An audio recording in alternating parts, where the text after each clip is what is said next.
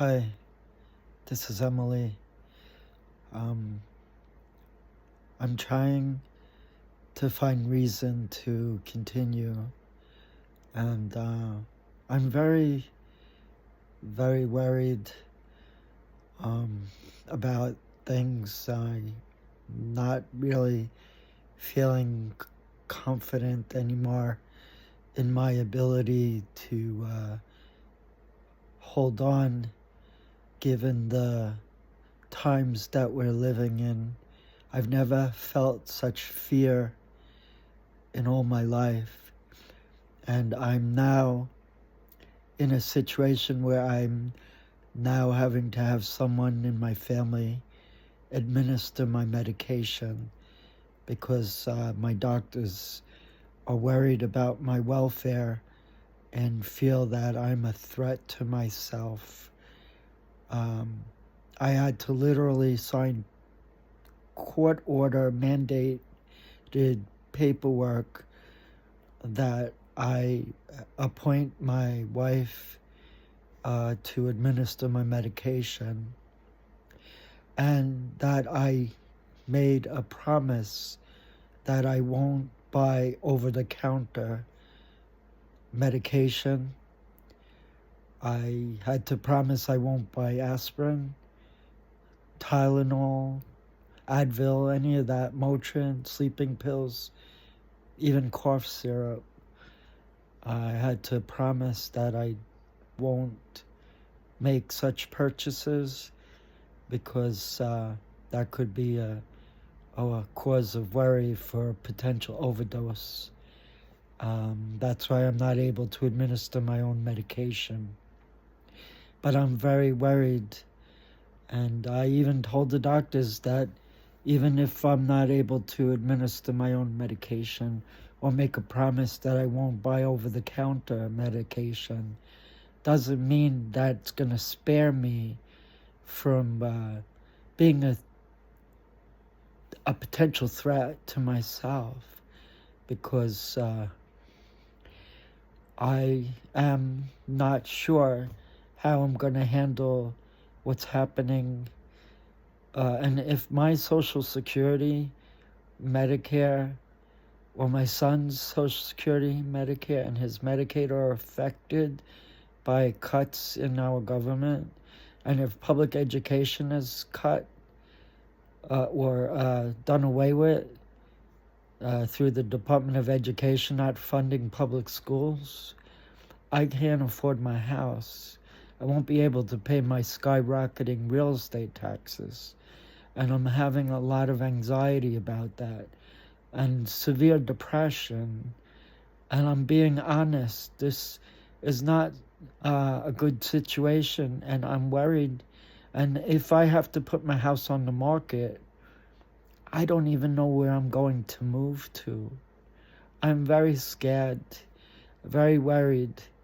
And I didn't vote for this. I voted for rationality. I voted for normalcy. I voted for America and democracy. I did not vote for a dictatorship. I voted for Kamala Harris, and she lost. And now we are having to deal with the dictatorship. And I warned people about this. I had fights with people, and I knew that we would be in big trouble if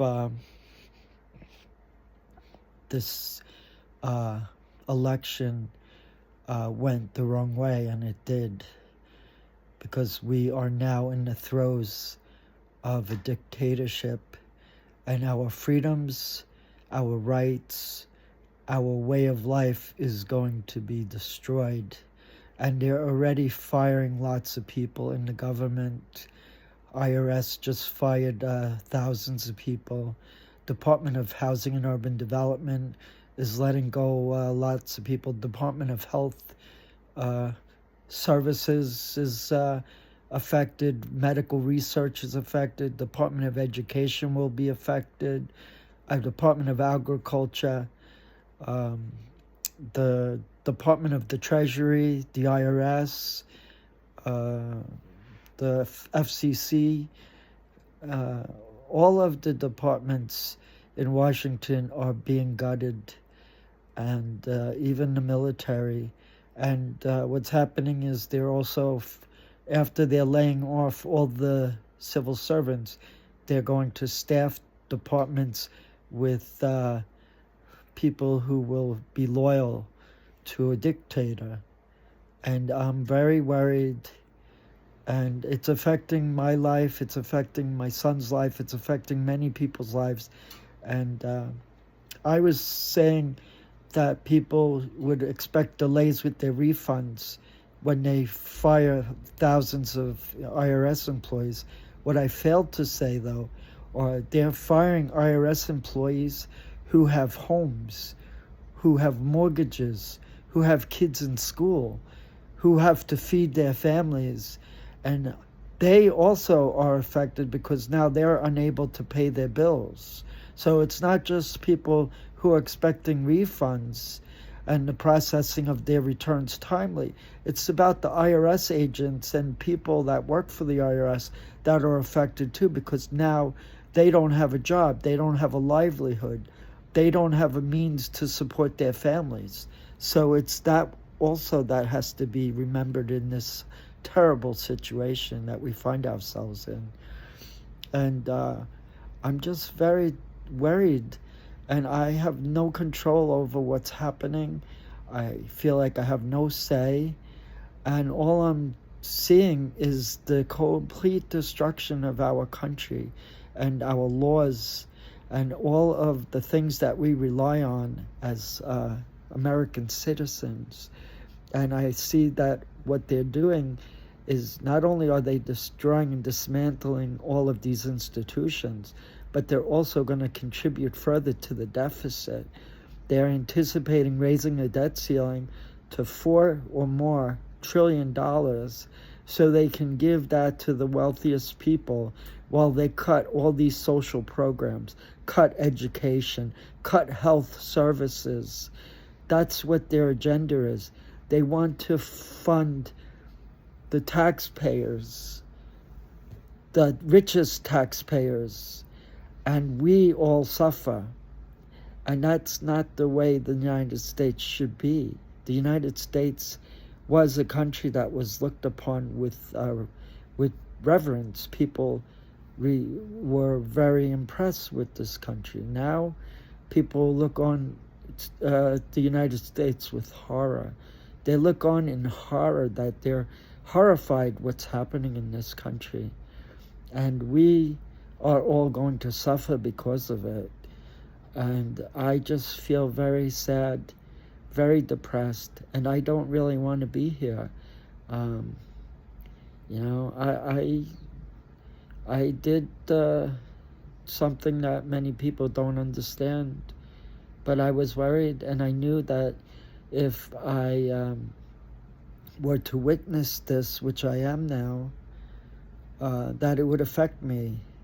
It would trigger me, and it is. I wanted out before this would even have happened, but I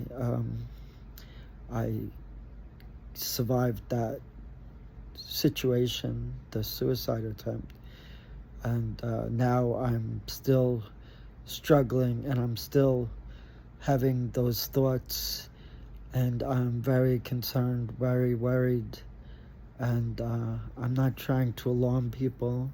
I'm not trying to trigger people, but I am very concerned, very worried, and I just don't know how I can survive this. I can't deal with this for 4 years, and I don't even think I could deal with it for this whole year. I was supposed to go to England in June and July, but I'm gonna have to cancel the trip. And I'm trying to get through tax season, and then I think I'm going to have to check myself into a psychiatric hospital if I survive, because I'm very worried, and I'm not in the best of health, and I now have to rely on someone to administer my medication because the courts think I'm a danger to myself. And I don't know how I'm going to survive, though. To be honest, I don't. I'm praying and hoping for the best, but I'm not optimistic at all. In fact, I'm very worried and hopeless about this. And I'm worried for my son, and I'm worried for my cats and my family. I love my cats. They're the only thing that's keeping me here, and my son, but I just don't know anymore. I don't have the strength anymore to continue fighting, worried about the future. I just feel very sad and depressed about the whole thing. I just don't know what else to talk about. I'm sorry, but I just trying to find my inner strength to continue and do the best I can under the circumstances. Thank you.